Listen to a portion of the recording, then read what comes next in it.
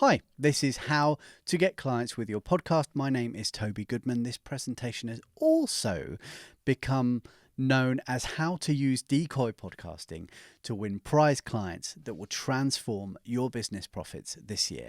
And to be able to do that, we need to know how to do three things. Number one, pick the $296 cherry. Number two, act like a decoy duck. And number three, awaken the introvert within. So everything I'm going to share with you relates back to something called the 80-20 principle, which I'm sure you're aware of, also known as the Pareto principle. And a quick explanation that you might relate to: 20% of office carpet gets 80% of the wear, which is why whoever invented office carpet tiles is a genius. If you've got 10 shirts in your wardrobe, you're going to wear 2 of those most of the time. And if you own 50 pairs of shoes, you're going to wear 20 pairs most of the time, and you've probably got a shoe problem. But the point is, this 80-20, once you understand it, you see it everywhere. But here's the thing, it also relates to problems. You get 80% of those from your bottom 20%. This, in your case, might be what we call clients from hell. I've certainly had a fair few of those in my time.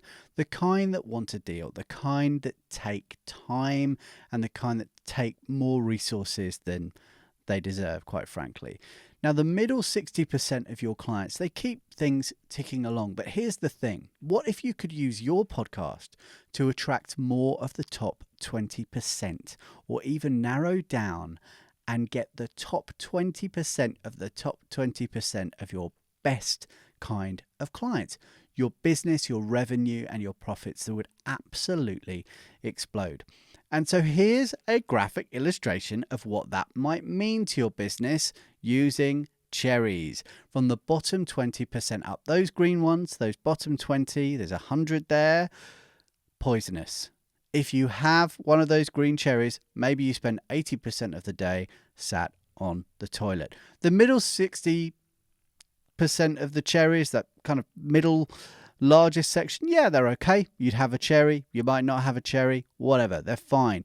Then we've got the big fat juicy ones on the top, and then at the very top, the top 20% of the top 20% are the extra fat juicy cherries. And they're the kind of cherry that if you had them, you might never forget how amazing they were. And it turns out they're actually a thing. They're called Sato Nishiki cherries. It's what we call the $296 cherry, because that's the kind of money they go for in auction. Just 4 would set you back $1,184, while the other 96 cherries go for, on average, around $8 a pound. And that could really be the difference you're looking at in terms of clients, members, patience, and value to your business. And how do I know? Well, let me share my own personal experience. In actual fact, it's the story of how I discovered the concept of narrow podcasting, which became my best-selling book. And it's a way that I discovered to attract my own $296 cherry clients. Now, before the age of 30, I played drums exclusively at festivals, in the Royal Albert Hall, with a Rolling Stone, with a Bee Gee, with a Spice Girl, on TV shows, various gigs, and even in the West End theatres of London. But in 2015, 16 years into a music career with a 1-year-old boy and another one on the way, I was growing a family and I was fed up with touring. Theatre shows, even local ones, meant missing bedtime. So I balanced my underpaid teaching job at a university with running a party band. I got a really good party band with fantastic musicians, but that was my business. Played at events that kind of looked like this. We built websites, got ripped off on a website, made promo videos, bought suits, bought dresses, did the whole thing. But after about 1 year, bookings dropped off. We didn't have the latest promo anymore, and we weren't the newest, coolest band on the street anymore. There were newer promos around, and we weren't Flavour of the Month anymore, Flavour of the Year. But we knew we needed to get the attention of event planners.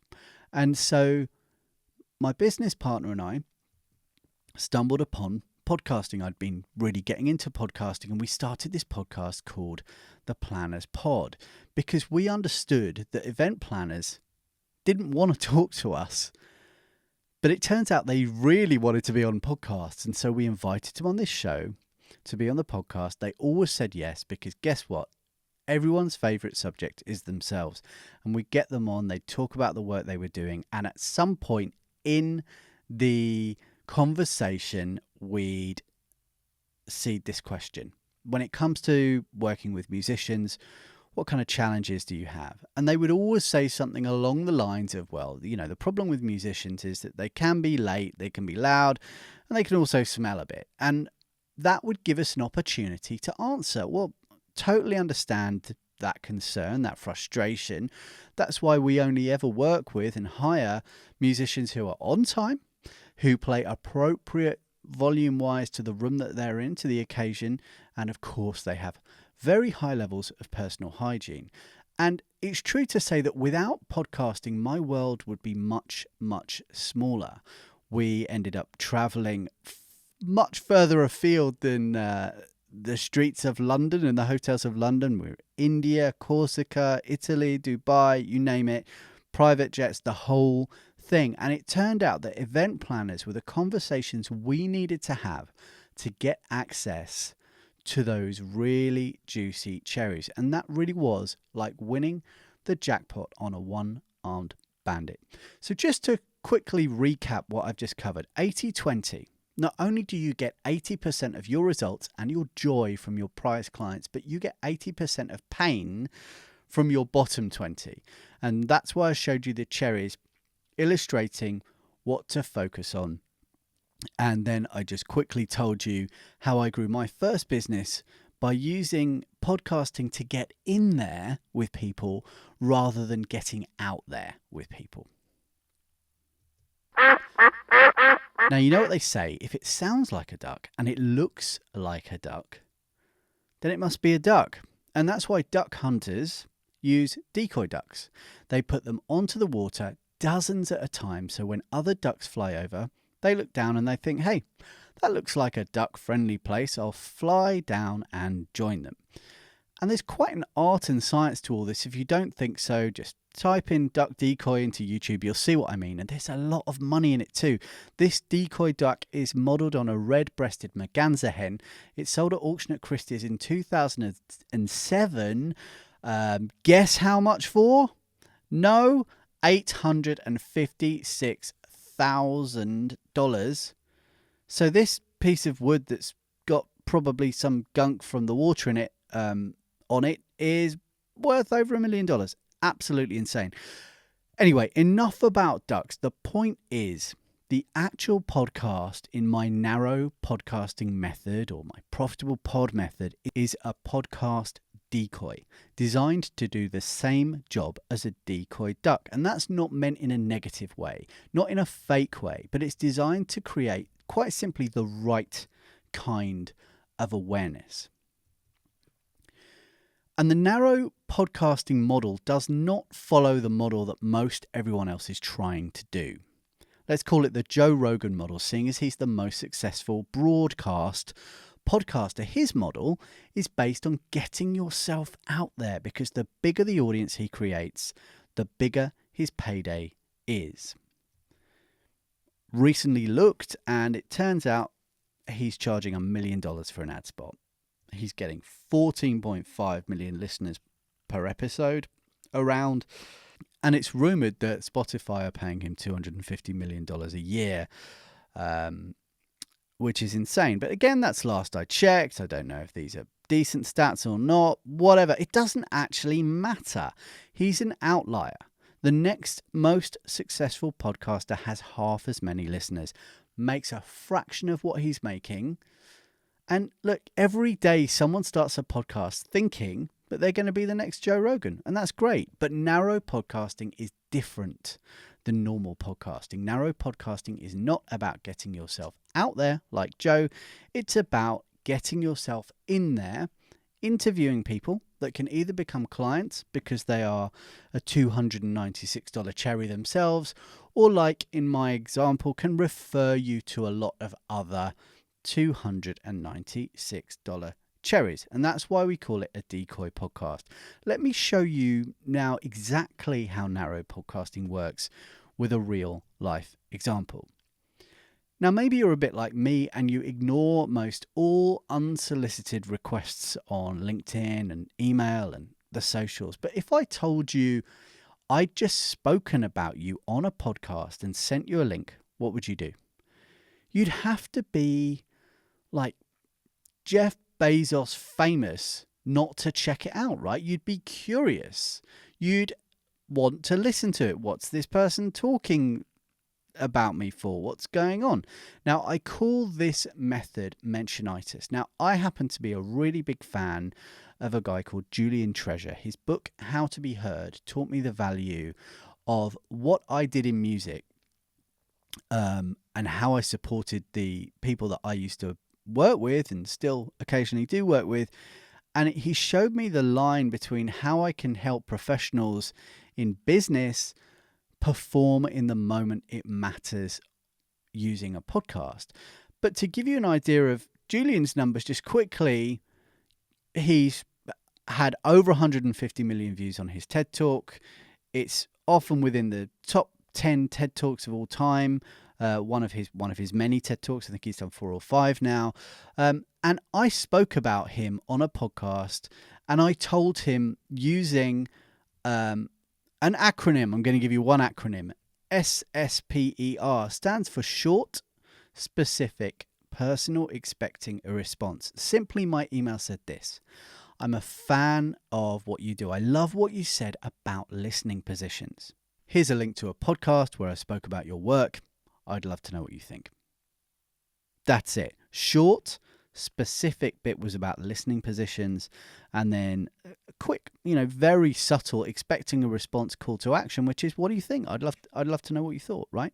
Now, his response led him to asking me if I'd like to interview him on my podcast, which was incredible. There he is. And so I've come to call this strategy mentionitis.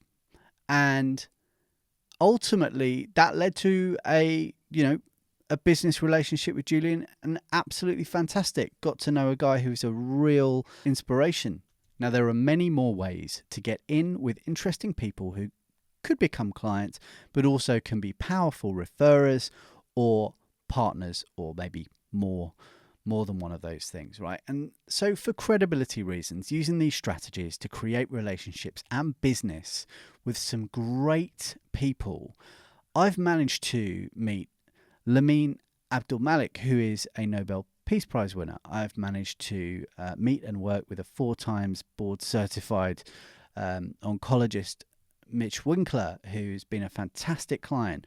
I got to know Joe Foster, who is the founder of Reebok, a little bit, and I've managed to spend many years now working with astronaut Kathy Sullivan, the first American woman to walk in space and the most vertical human being in the world.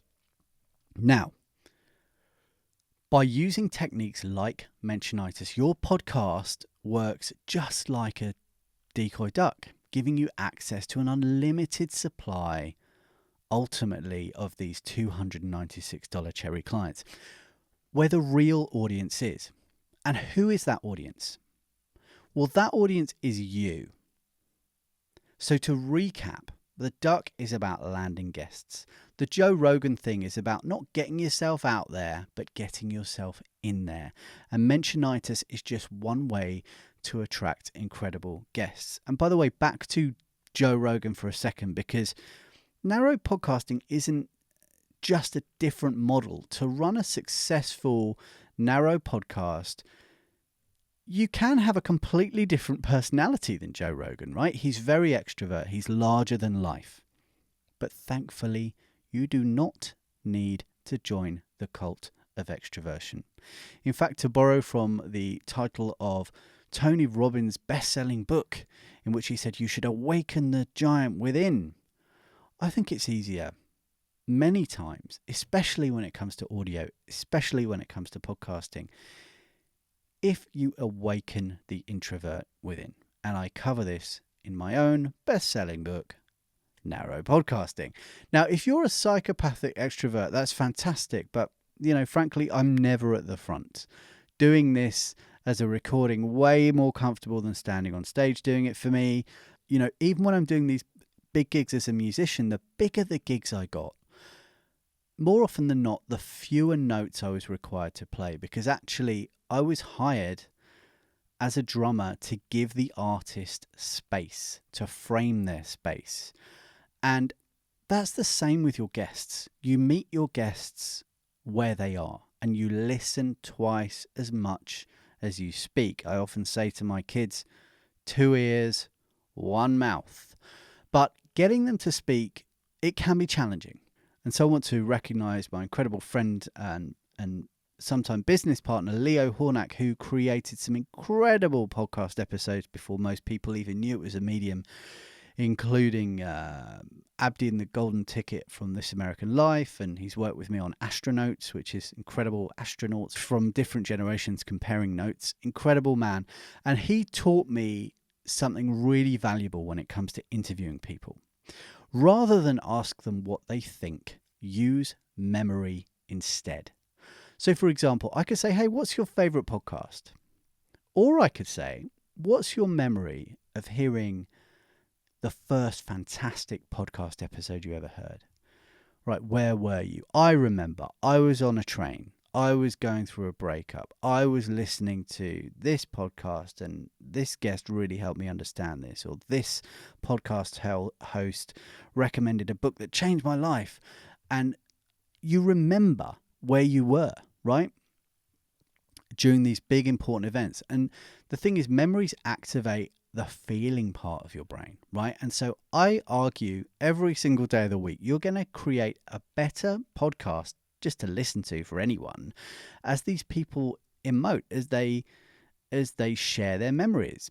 And the thing about memories is they increase bonds with the person they're telling the story to. And remember, I said you are the audience. And that means you make them the star. How good does it feel making a baby happy? It's really addictive. It's good being the favourite uncle or aunt, or dare I say parent, even though I definitely wasn't the favourite parent this morning. Make your guest the star. Ask those questions. Make them feel heard. Ask questions that prevent them from giving you their standard, I'm on a podcast, this is what I say on a podcast. That's really important, because then you get a unique interview, you get unique content, and you get a unique bond between you because they've shared that memory. So use that. And by the way, that moment after a podcast, you've just stopped the official recording and you're saying thanks and it's lovely and you're just wrapping up the call, maybe if you're doing it online. Do you know what I call that moment? Well, I've written about it, and I call it post-coital pod. It's the moment where more often than not, your guests will say, how was it for you? How was I? And if you've listened, you will know what to say next.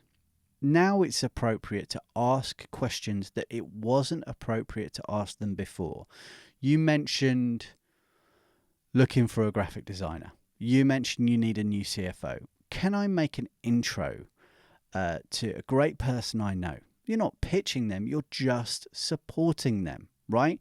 Because their listening position has changed. Credit to Julian Treasure, from maybe unsure or even defensive to open, because you asked interesting and interested questions. Would you be open to speaking about that more next week, or when's a good time to chat on Wednesday? Each episode that you create is an asset for your business. And remember that. It's the key that unlocks the door for relationships. It's been said that podcasts are the relationship medium. But because they're assets, they need maintaining, just like the roof on a house. And each episode is a mini asset with one thing that they all have in common. And the thing that they have in common is it's you. And your alumni become your impressive spread of decoy ducks that attract more ducks, that allow them to bring you more cherries. And so be responsible for maintenance with follow-up, because it builds relationship capital, and keep in touch with people. Now, Porter Gale said, your network is your net worth. And I know it's a cheesy cliche, but it is that for a reason. I've really come to believe that is true. So the mechanism to build your network for your business in 2024 and beyond is your podcast. Now, at the beginning of this video, I told you I was going to show you how to get clients with your podcast by using decoy podcasting to win prize clients that will transform your business profits this year. Now, pick the $296 cherry was about the 80-20 principle. 20% give you 80% of your results. I showed you those cherries, and we talked about focusing in on the top 20% of the top 20%. And I also told you a quick story about how I grew my first business by getting in there and not out there. And the duck, well, the duck was about creating a friendly landing space and attracting your guests with love, and creating a remarkable podcast where people in and around your target market cannot help but talk about the podcast and you. Because, nothing else matters when it comes to business, right? You're trying to grow and scale your business and get more clients.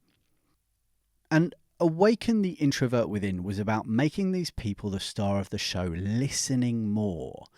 Give good pod. Give good post-coital pod, and ask questions in the right moment to move your relationship on.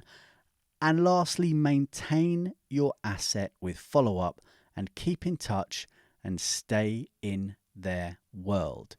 Now, your podcast may go on to be heard by hundreds or even thousands of listeners, but just as nothing says, I don't care about my business, like an @Gmail address, the same is true for audio production. If it's not your thing, your time is worth more. For my best-selling book, News on Skills Sessions, for podcast production, or to get my support positioning your podcast so it grows your business. Oh, and that means a podcast that will attract and retain ideal clients, create powerful referrals and partnerships, and even find top talent. Come and say hi over at narrowpodcasting.com.